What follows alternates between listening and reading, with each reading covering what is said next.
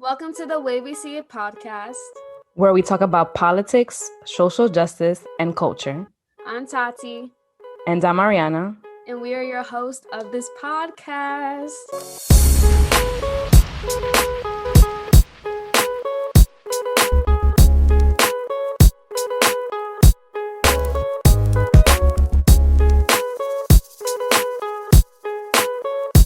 Welcome back, everybody. This is the Way We See It podcast, back with you with another episode. I'm Tatiana, and this is Ariana. Ariana. Yeah, and this is episode 55. The season is almost over, and 5 more episodes.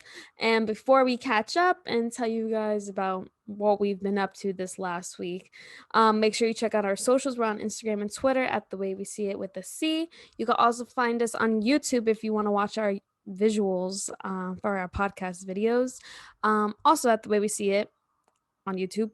And if you're watching on there, make sure you like, comment, share, and subscribe, and hit that bell button so you can get notified when we post a new video every week. And if you have trouble finding our stuff, we're also on Google because we're official, as I always say in every episode. So yeah, what have you been up to, Ariana? Let the people know. Yeah, if you listen to our last episode, I shared that I did get the vid about 3 weeks ago. Thankfully, I'm feeling a lot better. I'm already back at work. I got out of quarantine this week. Monday was the first time I left my house since a long time. You didn't go on your patio? Like, I went outside like for a bit, but like I didn't really like spend like a lot of time outside. But yeah, I'm feeling a lot better. I'm feeling good. Just been working and relaxing. I don't have classes now, so I have a lot of more time in my hands. I still have my internship from home, so that's what I've been doing. Yeah, I also started a new book that I checked out from the library. So yeah, That's nice. What book is it? it's called Black Enough. Black Enough? Yeah. Is it a novel? It's based on true stories though. I just started it. I'm literally like now on the first chapter. I'm like on the preface.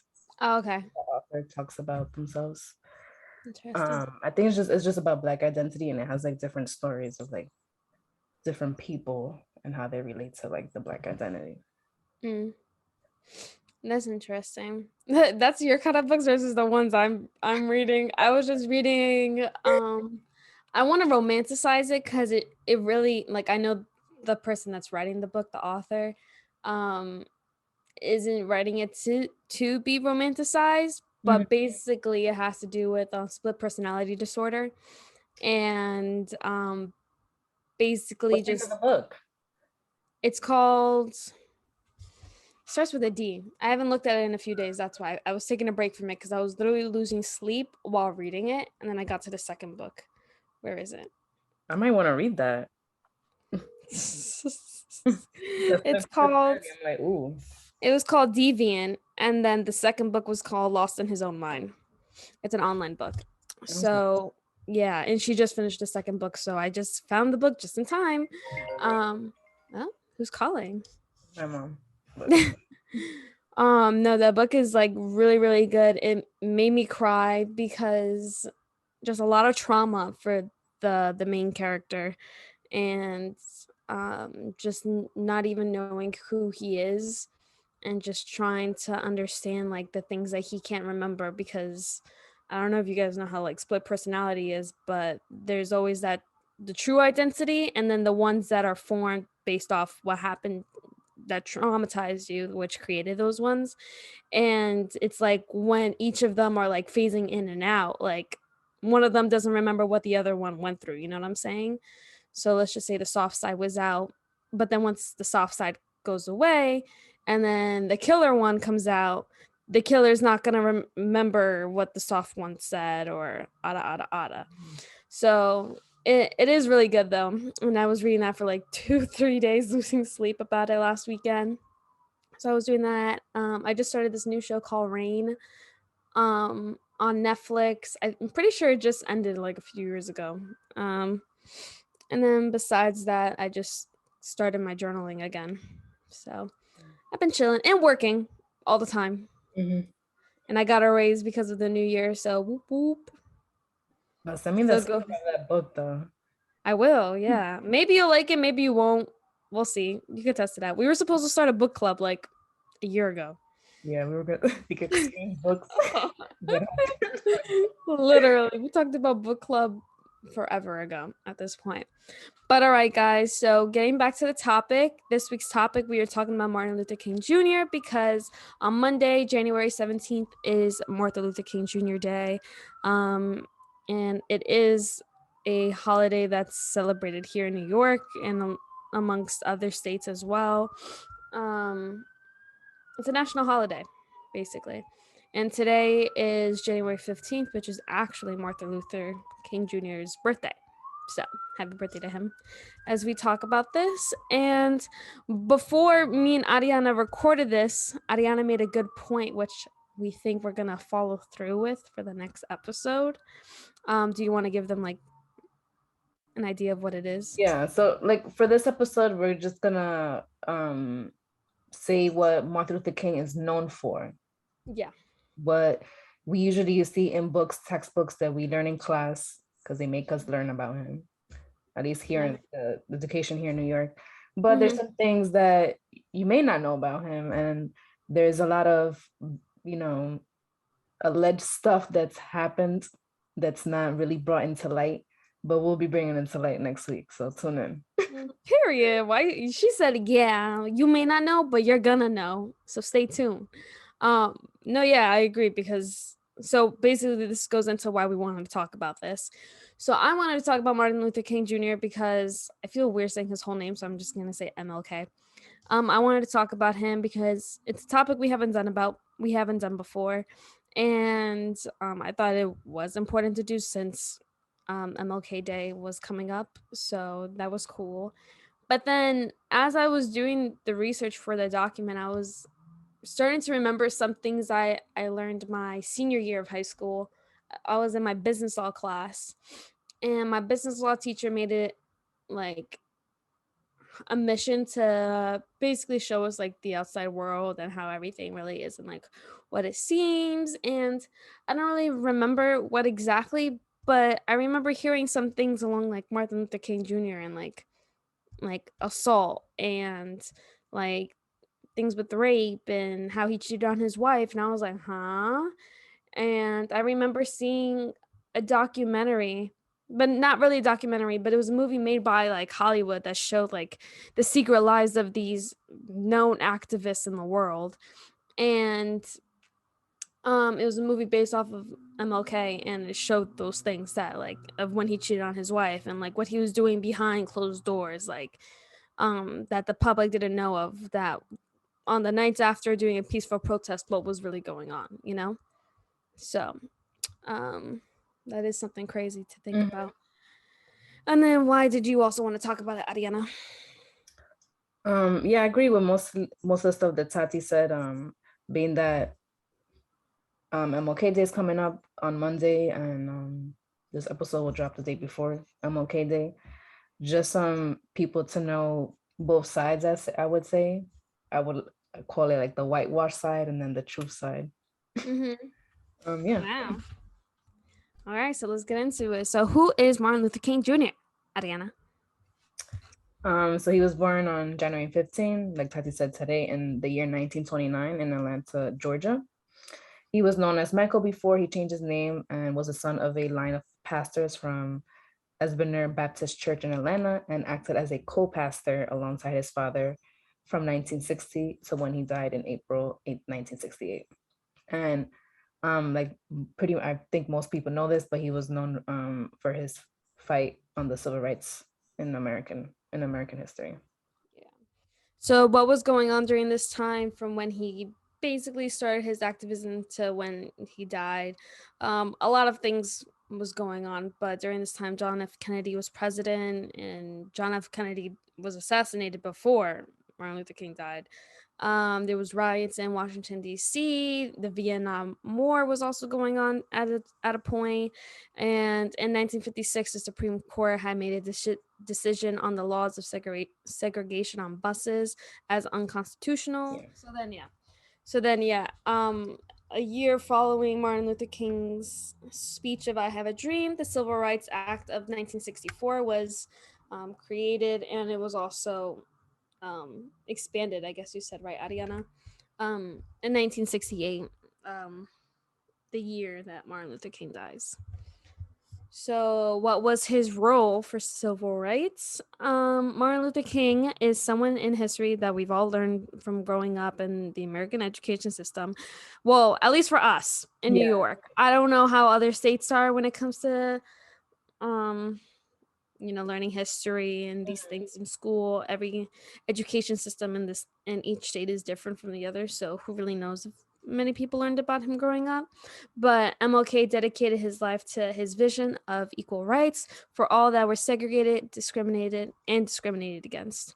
And After doing wait, so, can I say something real quick? This is getting a little off topic, but um I was subbed a kindergarten class yesterday and I saw the teacher had a MLK book and like the kids knew who it was.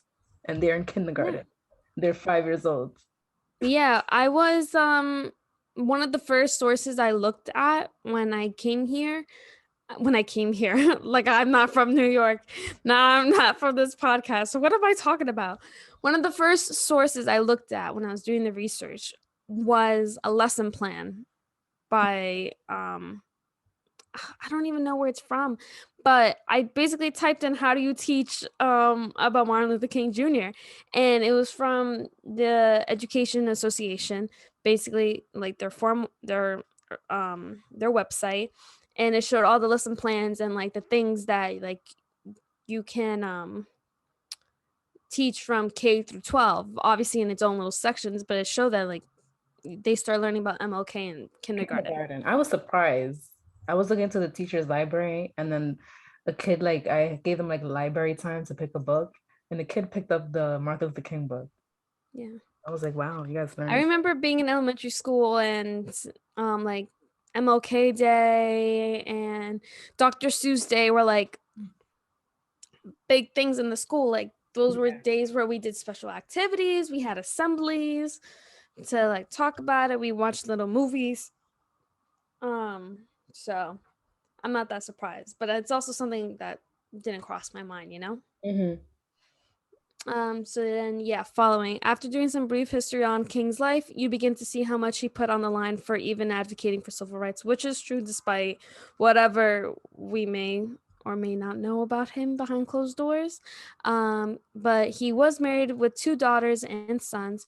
So not only was his life on the line every day, but also his family's. And according to the nobelprize.org, Martin was always a strong worker for civil rights for members of his race.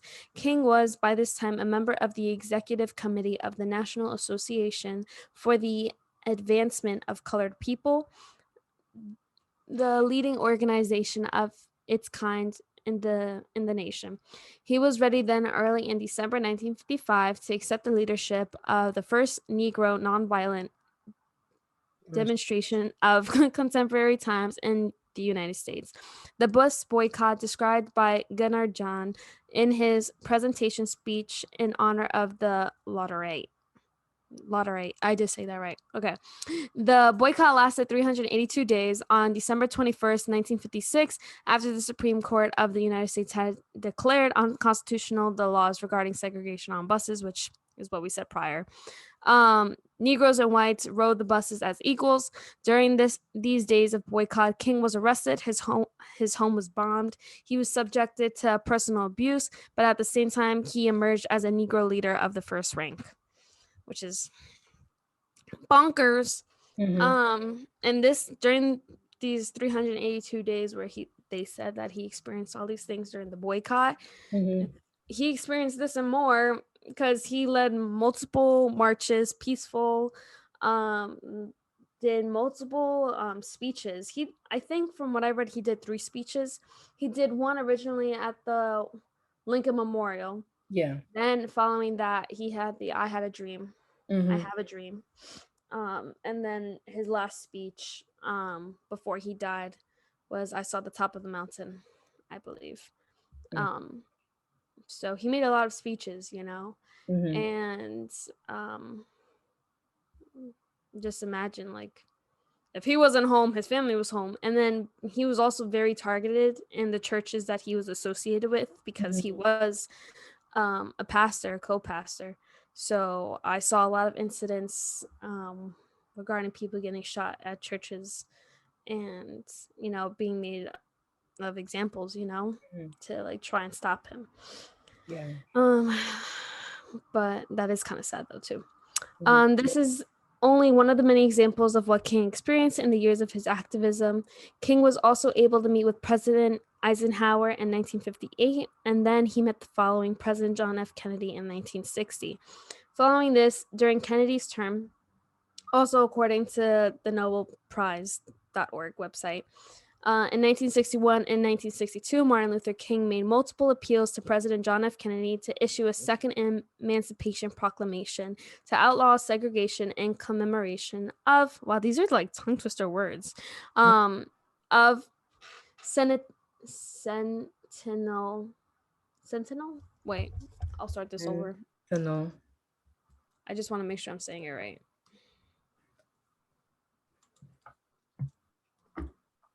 See.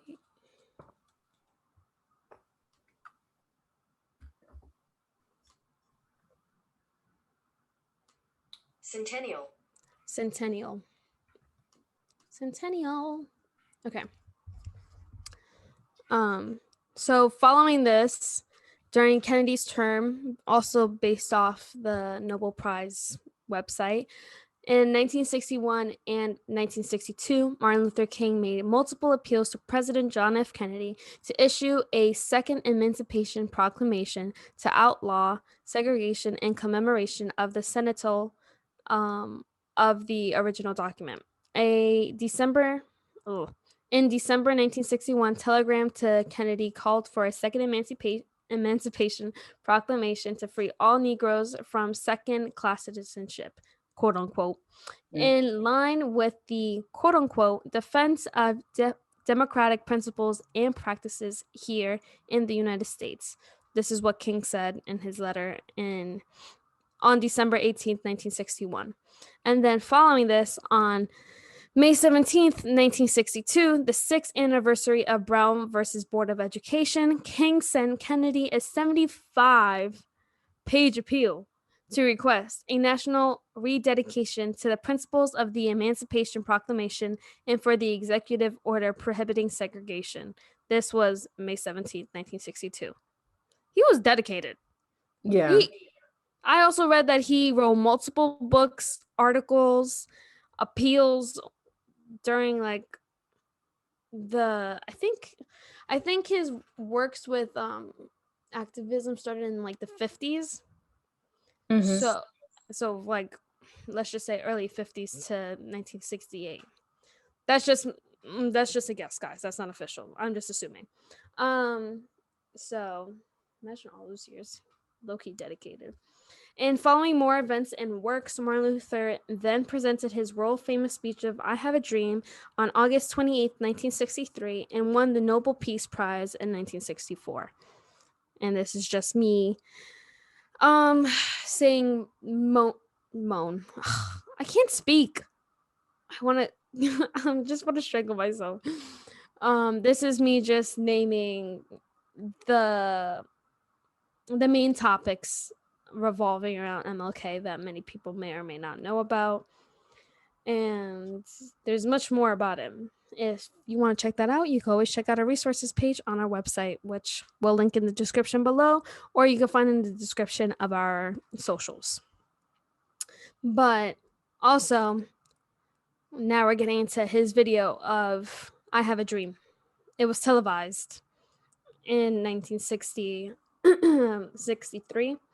So we're going to watch it, speak our thoughts about it, and then we have some quotes here also that we're going to name, and then that's basically going to conclude this episode. I have the pleasure to present to you Dr. Martin Luther King, Jr.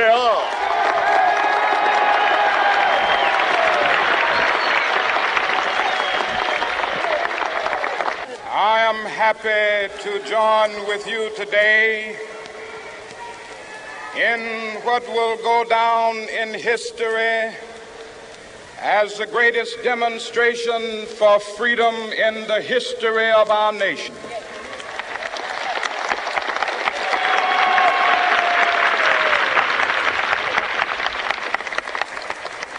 Five score years ago, a great American in whose symbolic shadow we stand today signed the Emancipation Proclamation. This momentous decree came as a great beacon light of hope to millions of Negro slaves who had been seared in the flames of withering injustice. It came as a joyous daybreak to end the long night of their captivity.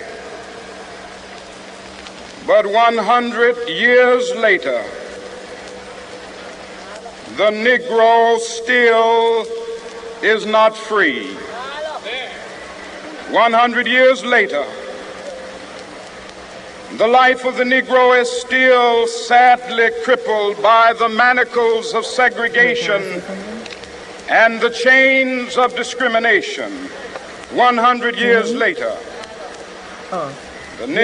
The sentences he just said now, like about the Negro still not free, still face the discrimination. I think it's just crazy to think that those words still apply today. Obviously, like there's been like progress done, and I'm going to acknowledge the progress that has been done.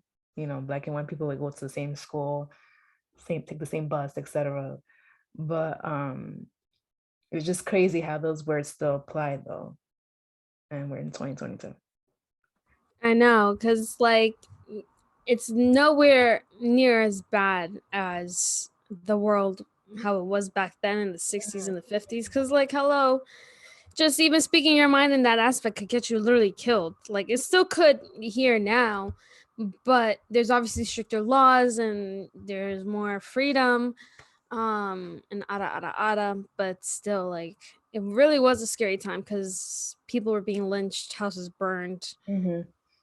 It's insane, and there are still some places down there in the South that do that now. Yeah, which is why I'm never leaving New York. So let's continue. Negro lives on a lonely island of poverty. I have a dream that one day this nation will rise up and live out the true meaning of its creed. We hold these truths to be self-evident, that all men are created equal.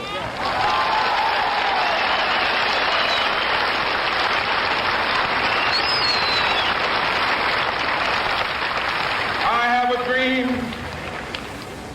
that one day on the red hills of Georgia, sons of former slaves and the sons of former slave owners will be able to sit down together at the table of brotherhood. I have a dream that one day, even the state of Mississippi, a state sweltering with the heat of injustice, sweltering with the heat of oppression, will be transformed into an oasis of freedom and justice. I have a dream.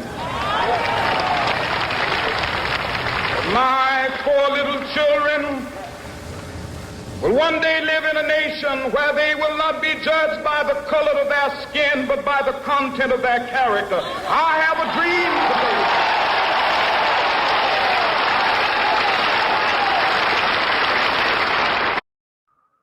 I got one.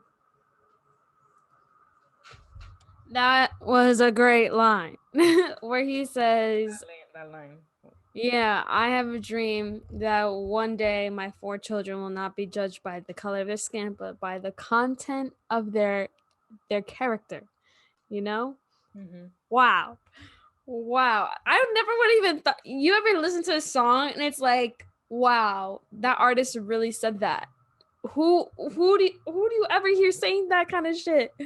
Nobody. Like, damn. He low-key is right though, and that's really how it should be, because that's, something that racist people struggle to see as well. Like, they just see skin color and whatever problems they may have with them, who knows. But like, one thing that they fail to see is that everybody's human. Like, everybody's their own person. Like, don't judge them by their skin color or how they look. Don't judge a book by its cover. Like, if you're gonna judge somebody, at least do it based off their character and whether that's someone you want in your life or not. I guess. But that's just my opinion. But this is the way we see a podcast, so this is what you came for, people. Going back. Okay. Huh? I said I'm dead. Yeah. All right, let's go. All right. I have a dream that one day, down in Alabama, with its vicious racists, with its governor having his lips dripping with the words of interposition and nullification. One day right there in Alabama, little black boys and black girls will be able to join hands with little white boys and white girls as sisters and brothers. I have a dream today.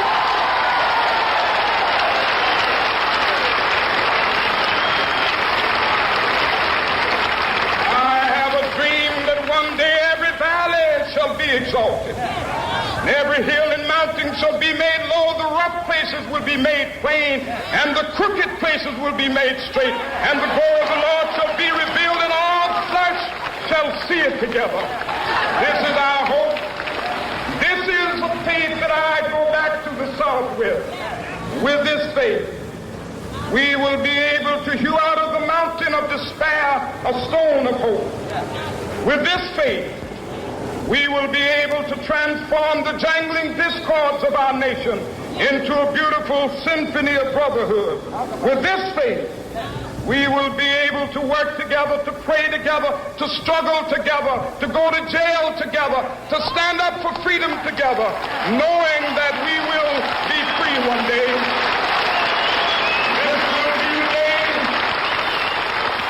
This will be the day when all of God's children be able to sing with new meaning, my country, tears of thee.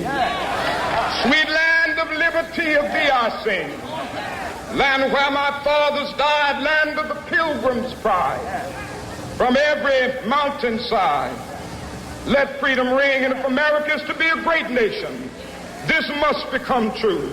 And so let freedom ring. From the prodigious hilltops of New Hampshire, let freedom ring. From the mighty mountains of New York, let freedom ring. From the heightening Alleghenies of Pennsylvania, let freedom ring. From the snow-capped Rockies of Colorado, let freedom ring. From the curvaceous slopes of California. But not only that, let freedom ring from Stone Mountain of Georgia. Let freedom ring from Lookout Mountain of Tennessee. Let freedom ring from every hill and molehill of Mississippi, from every mountainside. Let freedom ring, and when they capital, when we allow freedom ring, when we let it ring from every village and every hamlet, from every state and every city, we will be able to speed up that day when all of God's children, black men and white men, Jews and Gentiles, Protestants and Catholics, will be able to join hands and sing in the words of the old Negro spiritual, free at last, free at last, thank God Almighty, we are free at last. My thing was being wonky. That place was packed though. Maybe I'm not used to like seeing big crowds, but there was mad people there. Yeah, right? Like, I don't know about you. You probably do relate to this, but ever since COVID, I find it so weird to see areas where people just like don't have a mask on. Like, I see that mass of people and it low-key gives me anxiety now because I'm like, COVID, but they didn't have COVID then. Yeah. Jesus, yeah, a lot of people there though. lots. We didn't stop to say any of the other quotes, but I did write them down just in case. So another quote that he did say in his speech, whether you caught it or not, guys, he said, "Let us not seek to satisfy our thirst for freedom by drinking from the cup of bitterness and hatred." I thought that was a good line because it's often, especially during this time, but getting away from that time period, just um being bitter and having hate in your heart is such a strong thing that it really can like lead to a series of events that are not only affecting your life but others as well. It's everything in life is always a domino effect. um so to hear him say that, especially during that time where if people didn't like you, they could literally just throw a brick at your head that easy. Like, yeah, they would get arrested depending on where you were and whatever, but you know, people express their hatred and their anger and their bitterness so like easily during this time. And um I know one of the things that Martin Luther King really tried to do during his advocating was to be peaceful, like Gandhi. That's where a lot of his references also came from. And another quote was, "Now is the time to make justice a reality for all of God's children," which is, you know, we're all human. We should all be equal. Like, there's nothing different about any of us besides maybe our personalities. We're all our own person. But at the end of the day, that doesn't just the skin color, our religion, our sexuality, nothing should like that should be justifying whether we live or die, or um what kind of rights we have and what we don't, you know. And like Ariana said before, it's 2022 now, and a lot of people try to say, "Oh, you have rights, you just sound ungrateful." No, because believe it or not, you really don't. Like, these rights could really be taken from you at any given moment. Like, it's, if you don't fight for them, then one day they're gonna be gone, and then everybody's asked out, basically.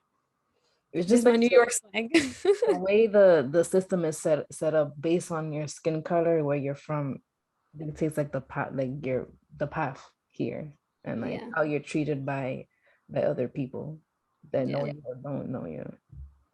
I was talking to my cousin in the living room, the kitchen, the other day, and she was writing a paper for her English class, and it reminded me of a paper I had to write for my English class last year. My teacher was white, and I was talking about like recognizing my privilege in different ways, and how I even said I recognize my privilege as being like growing up, like I thought I was different, and you know, like I was upset about a lot of things in my life, you know, just being Puerto Rican and Dominican, like just never being Hispanic enough for like, you know, Puerto Yeah. Ricans, Yeah. Dominicans, whoever, but then also not being American enough, because then it's like, oh, but you're like Dominican, you're Spanish, but then Mhm. it's like you're just split in the middle. Even if I'm a gringa, it doesn't matter, like, you Yeah. know. So I remember hating that, but then I also didn't realize like the privilege that they came with, because at the end of the day, like the way my cousin Gianni, how she's treated, or how maybe you're treated, Ariana, especially because the difference between you and her still, like, you're both women, you're still a bit darker than her, you're a darker Latina than my cousin Gianni, she's a bit lighter than you, Mhm. and you're more fluent in Spanish than she is, but she does know her Spanish. And she's Puerto Rican and Ecuadorian, and I was explaining my paper like how there really is a difference, even if we are all women. um at the end of the day, we all have our different struggles in our own way. Yeah. So how did I get onto this topic again? You were explaining about the paper your cousin was writing. Well, what she had to write on the paper about her She ancestors. had to take an album from her to describe like her life. Oh. Yeah, which is interesting. I don't know what kind of album I would use to describe my life. um but that's what I'm saying, like we're all human and we all experience different injustices every day. So we all have our own personal fight that we need to get through in this life, at least one way or another. one day or not. Sometimes people are lucky enough that they don't have to experience these things, and sometimes they're just one of the chosen ones to experience this, unfortunately, depending on what it is. And then the last quote, which I actually really did like, was, "We refuse to believe that the Bank of Justice is bankrupt," which is something I feel like you and me, Ariana, and like a lot of other people like do talk about in a way, because what he's saying, guys, in that sentence is like, we basically think that justice is like out of reach, like because of all the crap and all the other shitty things that go on in the world. It's like, damn, like when is it ever going to be right? Like, when is anything ever going to be okay? When is anything ever going to be good enough? Like, there's no justice. Like, there's always just injustice, and people are getting away with things, which, especially after Kyle Rittenhouse things, which, another controversial topic right there, if you saw our last video. Insane. Like, but I do relate to that. Like, there are days where I really do feel like justice really is out of reach. Like, where's the world gonna be when we're old women, you know? Like our grandparents are already seeing the world change compared to how it was when they were growing up. Imagine us next, because we could say that we're going down a better road compared to where we were 100 years ago. But then at the same time, the world is also going to shit. Like, we're supposed to be dead in what, 7 years apparently, according to scientists, because of the world. Like, who knows if we're even going to be here in 100 years. So it is a sad thought to even think that justice is out of reach when it really isn't. Like, it's there. We just have to keep on fighting for it. And it is possible, because if it wasn't possible, none of the big accomplishments that activists such as MLK or whoever else in our history, like, or even now, like, have been making to like get things done every day, like, it would have never been done if it wasn't for them, and if it wasn't for justice and civil rights. So I agree. I also asked myself the same question, like, is there ever gonna be a time where I actually feel like we have justice and everything? And I just try, and I know it's hard, but just focus on the stuff that has accomplished. Like, after the summer of 2020, things were accomplished after that. And I believe we had like an episode where we talked about things that happened after that summer that was accomplished, and stuff. But it's hard to like focus on the present when you want to reach this goal, or want to have this goal for the world, or like future kids and future grandkids and stuff. But I think it's good to focus on the present and see what we have accomplished in our lifetime as 20-year-olds and 20 people in our 20s. Indeed. It is a crazy time right now to be alive. So do you want to say the last bullet point before we end? So just to end it off, MLK work ends on April 4th, 1968, when he was assassinated. Actually, what? I heard different things of how he was dead, but I guess we'll get into that in the next episode. Really? Of how he died, on his hotel balcony as he prepared to lead a peaceful march for sanitation workers in Memphis. And his last speech was on April 3rd, which was called "I've Been to the Mountaintop."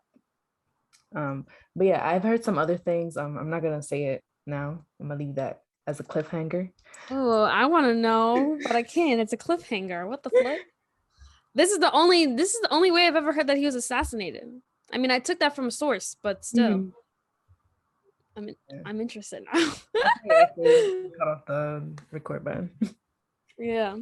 But all right, guys, that concludes this week's episode. We hope you guys enjoyed it, or if you didn't enjoy it, at least enjoyed hearing our voices, and make sure you catch up on past episodes. It's a new year. The season's almost over. Now is the time.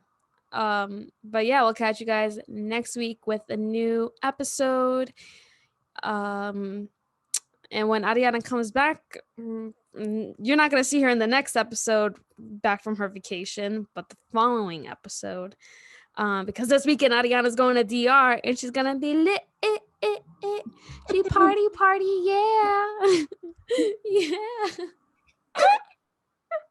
We're so cringe. Like, I could just imagine anybody that does watch us on YouTube So cringe. But all right, guys, we're going to let you go. Be safe. Stay healthy. See you guys next episode. Peace.